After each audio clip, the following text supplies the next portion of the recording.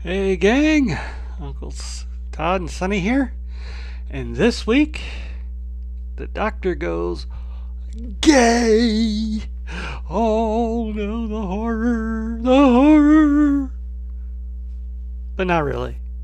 I mean, it's been established from the last doctor that the doctor can change sex when they regenerate.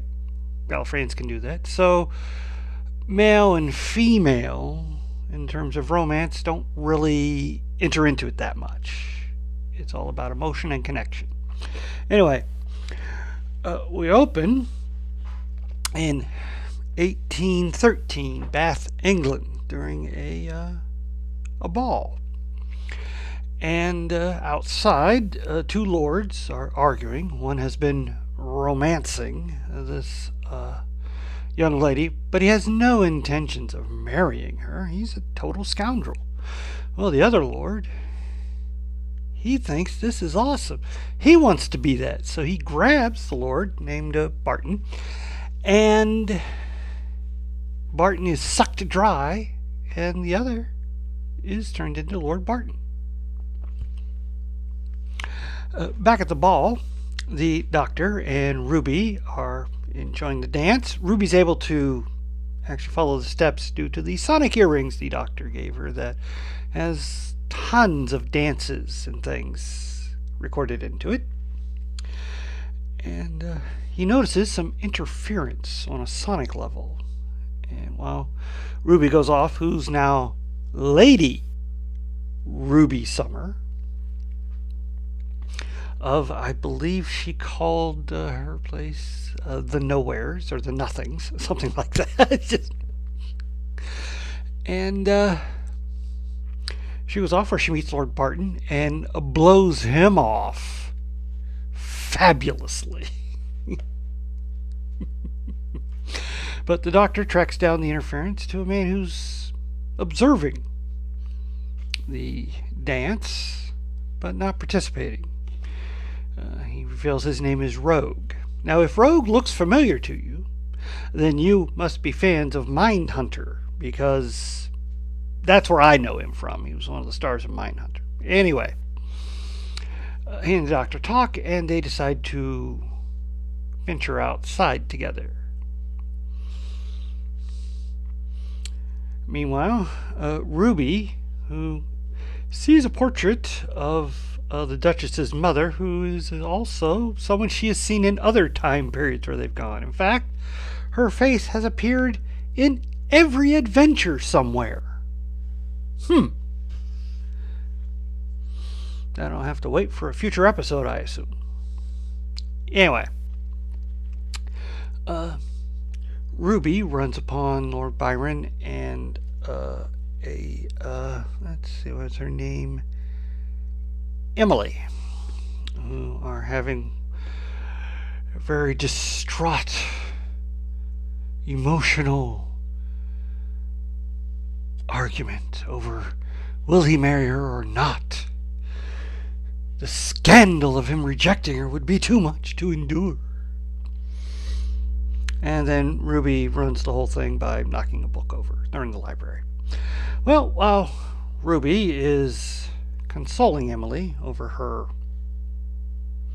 failed romance, tragic scandalousness that may erupt from it, the doctor and Ruby, or the doctor and Rogue, are walking around outside where they find the body of the Duchess.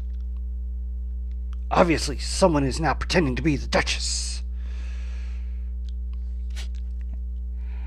And the doctor and Rogue accuse each other. And then Rogue pulls out a gun and takes the doctor back to his ship, where he puts him into a molecular adhesion trap and prepares to shoot him off to an incinerator. Turns out he's a bounty hunter, and there is an alien on this ship or planet, and he's been hired to get rid of them, basically. And after much back and forth, the doctor manages to convince him that he is in fact not the shape-shifting alien he was looking for, but the mythical Time Lord from Gallifrey. Okay. So they go to the Doctor's TARDIS, where we get the usual, oh my god. And then the Doctor reconfigures the trap so that it will send them to a dimension where they can't do any harm. He's not about killing people. Not that that's ever stopped him in the past, but we'll go with it for now. He's always done his best to not. And they kind of flirt with each other. And then they head back to the ball to kind of scope things out. We now know there are at least two aliens, because Lord Barton is still there, and the Duchess, and they recognize each other from their smell as two aliens, and they get in an argument because he had wanted to be the Duchess next. Well, he just took too long. Duchess, though, has set her sights on the exciting Ruby. She's so different. And they've got a wedding to prepare for. Anyway, the Doctor and Rogue meet up with Ruby and Emily, and they both reveal they know what's going on, more or less. And then the Doctor figures out why they're doing what they're doing. It's cosplay. Obviously, some of the Bridgerton episodes have come into their airspace, because, we broadcast stuff all over the place from our world, and it must have intrigued these aliens, and they're coming here to cosplay in Bridgerton. Sure. Well, they've got to get the Duchess out of there so they can put her in the trap. They need a scandal. The Doctor has it, and he pulls Rogue out onto the dance floor, and they dance, which is scandalous. Two men dancing? And then to cause more, the Doctor fakes a fight with Rogue, and to top the Doctor, the Rogue pulls out a ring and proposes to him. At which point the Doctor goes, I can't, and he runs off, and the Rogue runs after him. Oh, this is too much. They must have that Doctor. And it turns out there's not two aliens, there's four. Emily has seen some of this, and she runs off, and Ruby goes to comfort her again, only for Emily to reveal she's also an alien, and she now wants to be Ruby. Meanwhile, the four aliens chase the Doctor and Rogue because they've only got room for one on their transporter trap thing, and they manage to get away from them. So the Doctor then reconfigures the trap. It'll hold more. Well, what if there's more than two? All right, it can hold 6, but they only got one shot because of the weight. Meanwhile, the aliens are preparing to go forward with their wedding, and then after that, it's London. And after London, the world, they'll cosplay the world into ashes. Oh, they're all birds, as they reveal to everyone at the ball. Freaks everyone out. And one of them has to take over the vicar because he's not about to marry these weirdos. And the wedding is going to be between Barton and Ruby, who has been assimilated by Emily. Oh my gosh, no, what are they going to do? The Doctor is horrified. Oh, this is so terrible. Oh, what's he going to do? The wedding commences, and then the Doctor breaks in. I object. But they weren't at that part yet, but it doesn't matter. All the humans run away. Boy, they're out of it.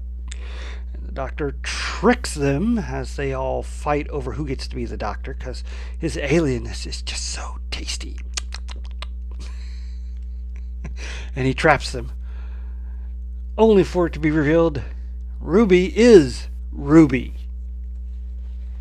How? Well, she, when she got revealed, she hit her earring and came upon a more combative dance. And so she was maneuvering and then clocked Emily with a book. And using the sonic earrings, emulated the alien smell that they were using. How? I don't know. Let's just go with it. And then Emily shows up with a bent beak because she's pretty ticked about it.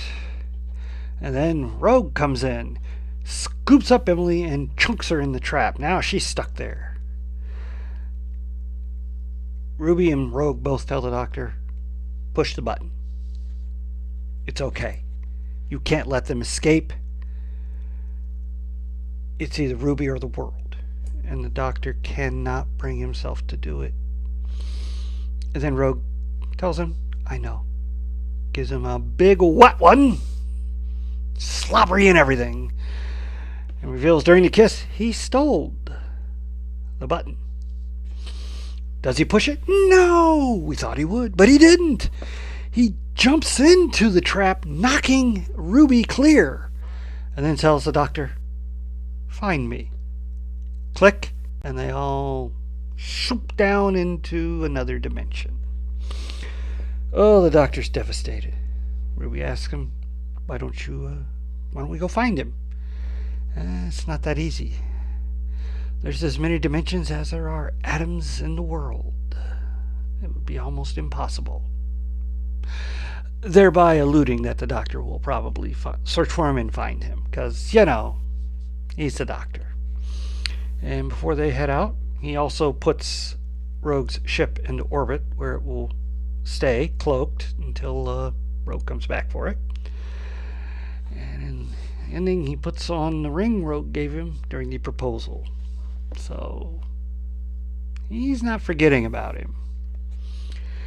And boy, won't people be ticked at this. A gay romance. How dare they?